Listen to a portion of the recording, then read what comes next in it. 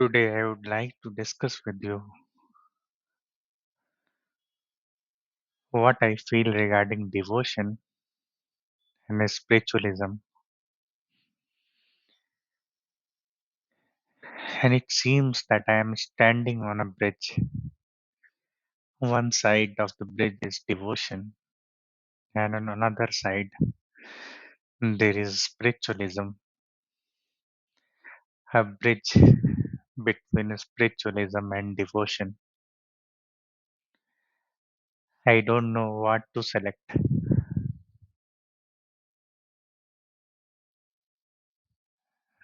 because I do have a problem that I can't select both,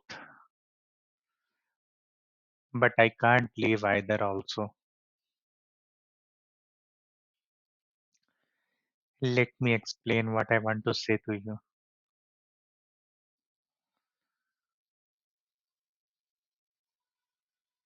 I always believed on the theory of Advaita,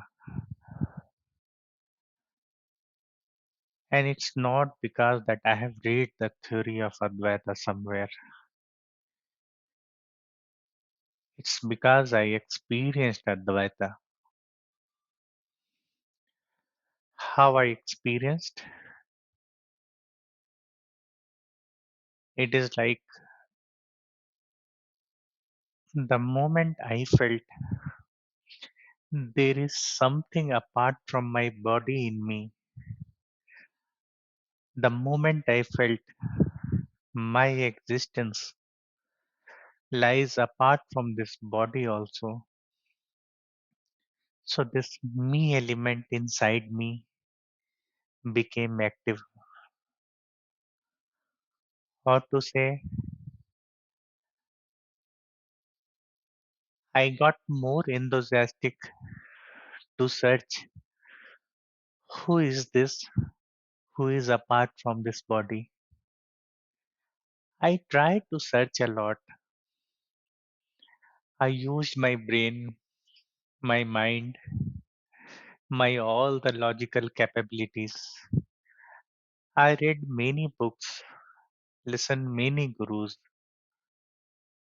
The whole and sole purpose of this journey was to find who is that, who is the witness, who is filling this body, who is knowing this body.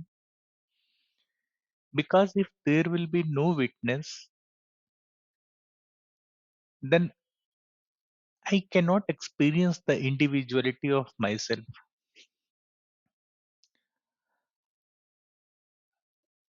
I am one of the mob. I can feel the individuality in this population. It's just because there is something in me who is witnessing this body. And the moment when this feeling started coming inside me, I also started realizing there, that there cannot be two. If it is me who is witnessing this body, then there cannot be someone who is apart from me. It's very difficult to explain this. Howsoever I try, I won't be able to explain this. That why I am feeling if there is the one who is witnessing this body, it means that there can be only one witness. There can be only one witness in this existence. There cannot be two. So if there is my existence and I can feel that my existence is there, then I'm damn sure that only my existence is possible. There cannot be any existence of any other. Everything what I can see in front of me, whatever I can see, my colleagues, my friends, my relatives, the entire population, what I can see in front of me, I know this is not real. I know this is me who is dreaming and who is seeing everything, this entire population. The form that I the form that I have acquired in this dream is also a form of this dream.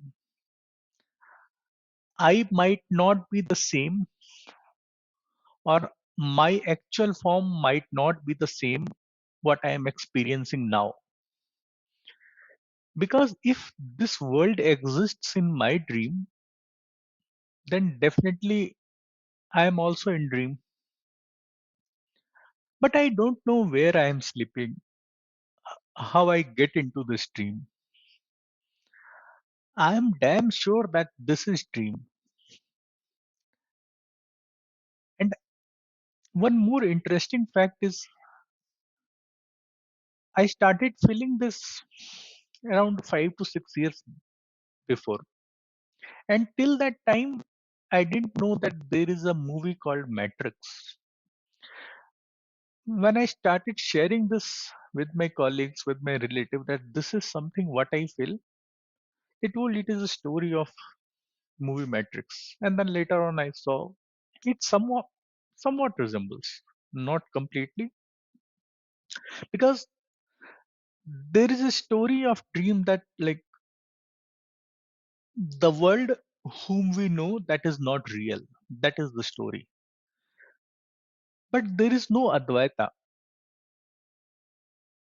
There is an individuality of everyone. But what I feel, again, I am repeating, what I feel, this world is a dream and it's my dream, and no one exists apart from me. Beyond my dream, also, it's me only who is there. There cannot be two witness in the existence. And later on, I also thought in this that why we have told, or why our scripture says that there is only one God. I think when the realization happens, or the one who has told this theory, or one who has proposed this concept that there is no multiple God, God is one, it's just because after realization of this Advaita, two is not possible in this existence. Only one is possible.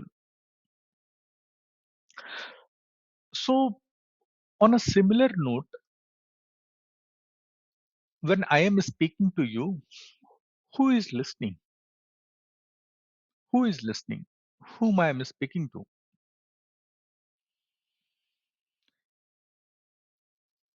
So I can explain it like this, that because I am into dream, I am into dream, then this world that I have created, I am thinking it is real. Now, when I am thinking it is real, so though I know what is Advaita, but I am not living Advaita. Knowing something and living something is very different. So, suppose if I have not traveled to mountain, but I have listened the story that how it feels when someone goes to or travel to mountain, or it might happen that, like, if I'll just give a different example here, suppose I travel to mountain but not in a conscious state. I travel there in an intoxicated state, and I return also in the same state only. But still, though I was not conscious, but the breeze of that mountain would have definitely gone inside me. The ambience, the calmness, the beauty of that mountain, my body has felt it. So, when in the similar state, like when that intoxicated state gets end, when I return from the mountain, I would still remember something, not consciously, but there would be something, some trace would be there.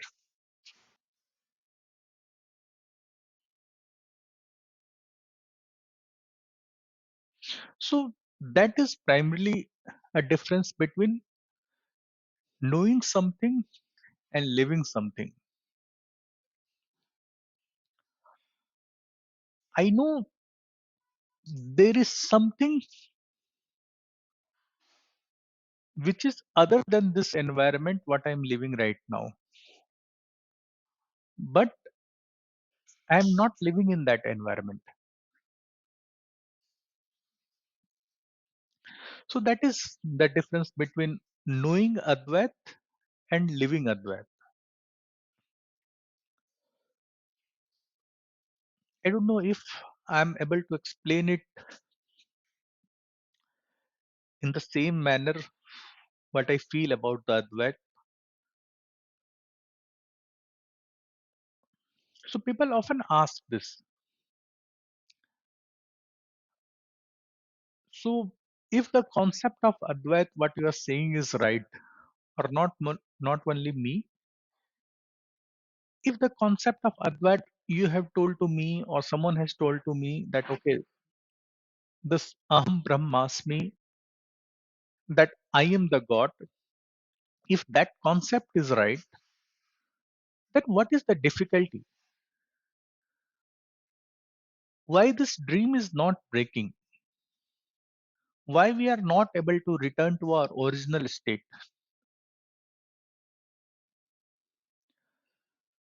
So, so knowing Advait and living Advait, it's completely two far ends of a thread. The difference between knowing Advait and living Advait is similar to the difference between the same sun that creates morning and the same sun that creates evening. You are not going to gain anything even though you know what is Advait. So the example that I gave you, that though I experienced Advaita through my own means, not from any book, not from any movie or any saying, but still it is not helping me because that example, traveling to mountain in an intoxicated state. So knowing something is similar to that. You travel to heaven, you travel to mountain, you got that breeze, you felt that ambience, but you are not conscious till that in that time. Until unless you will travel there consciously, you won't be able to imbibe that, or you won't be able to leave that completely.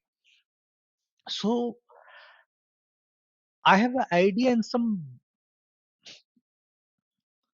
So basically, whatever I am saying about Advait, that doesn't make any sense. At least for me, it's not uplifting my life. I'm still there. So see, if the experience of Advaita is first hand for me, then also, then also I'm not able to gain anything. It's not able to add anything in my life. I'm not able to uplift myself. So why it is not helping with me is like it is similar to the fact that like when we were kids and we had to solve some important maths or to say difficult math problem, we used to see the answer first and then try to reach to that answer through any means. So without seeing the answer, we hardly able to resolve that. So in my case, if I calculate, so knowing about the Advait is like I just saw the answer. It's not that I cheated. It's somehow I knew the what's the ultimate truth.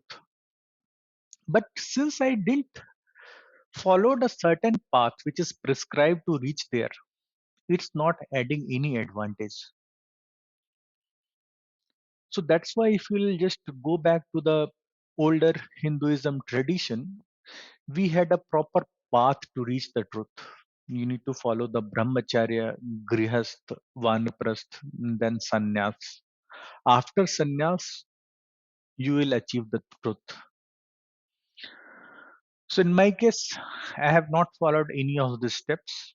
I didn't read the Vedas, or hardly I practiced anything which is prescribed for uplifting the life. I just thought always that, okay, why, after knowing this truth, why my life is not uplifting? I knew this is, I am living in a dream, but why I'm not able to break this dream? I know that it's me only. Whatever I see, whatever I listen, whatever I see, everything is illusion. But still, why I feel, why I live, or to say that, why I am not living that illusion? Knowledge is different thing, and living that knowledge is a different thing. Why this not? Why this knowledge is not breaking my dream? So one thing is definitely very sure, is that path is also important. Destination is not everything. The path that you have taken to reach that destination is also an important thing. So now what I wanted to discuss with you is that what is the real problem that I am facing? The real problem what I am facing is that when this, knowing that this world is a dream, this Advait is true and everything, when all these things were not able to lift my life, I was not able to uplift myself, then suddenly, I don't know how, but my life started changing, and I took the path of devotion. No one guided me for that. Neither I was just uh, doing some hit and trial. I don't know, but due to some reason, I went onto the path of devotion, and it really helped me. I started surrendering everything to God. All my stress, anxiety, day to day problem of this materialistic life, whatever comes to me, started surrendering and offering it to the God. I started living everything to God. And this has brought immense peace in my life. I was always a atheist, but when I took the path of devotion, also I don't know why I took the path of devotion, but when I took the path of devotion, I got an immense peace. So, what is truth? Who gave me this peace? Is it the God who gave me peace? Or it is just my illusion that I am into peace? But this pleasure, I don't want to leave this pleasure also. Surrendering and offering everything to God and be relaxed, calm, forget Advait, forget spiritualism, forget everything. Just be calm. I experienced a different world in this state. All my anxiety, stress, and everything, whatever was haunting me, that vanished. But why I'm recording this session today with you is just to share with you that on one end, I'm getting an immense peace when I follow the path of devotion. And then, but the cost of following the path of devotion is I need to leave the feeling that I am the God, or it's me who exists only. whatever the knowledge or whatever the experience I got through the feeling of Advaita, or got through the feeling of, or got through the path of spiritualism, that this world is a dream, there is no two, everything what I feel, that is illusion. So this truth which I have experienced firsthand, which is not something that I have read somewhere or stole from somewhere. This is my first-hand experience. But since this was not helping me to uplift my life, I followed the path of devotion. But the cost of following the path of devotion is that I need to make a distance from this feeling that I got, that this world is an illusion. Everything apart from my existence is an illusion.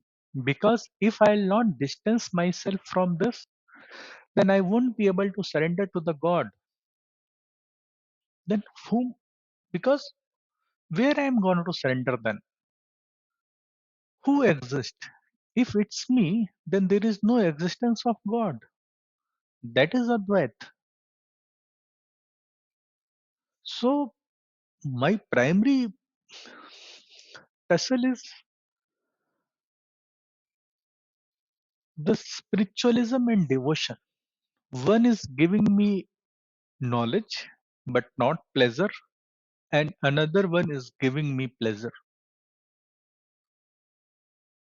I don't know where these two matches with each other, or is there something that join the both ends of devotion and spiritualism? I know Advaita is true because I have experienced that, but at the another end, I don't want to say that there is no existence of God, because the moment I'll say that, I will stop surrendering, and once I'll stop surrendering, I won't able to feel that joy what I'm currently feeling by offering everything to God. So this is what I wanted to discuss with you.